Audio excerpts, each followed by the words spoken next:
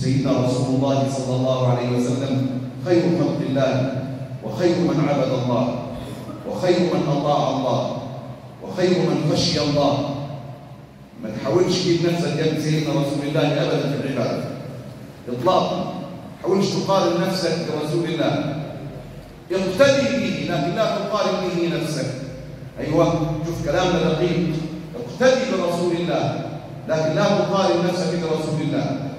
ما تقولش عايز نعمل عشان نوصل زي ما وصل النبي أبدا، إنما اقتدي برسول الله. وشوف سيدنا رسول الله في غزوة الخندق الأحزاب حمل التراب كما حمله الصحابة، حفروا الأرض يا سيدنا. ما كانش النبي لا، إنما حمل رسول الله التراب مع أصحابه حتى اغبر بطنه الشريف.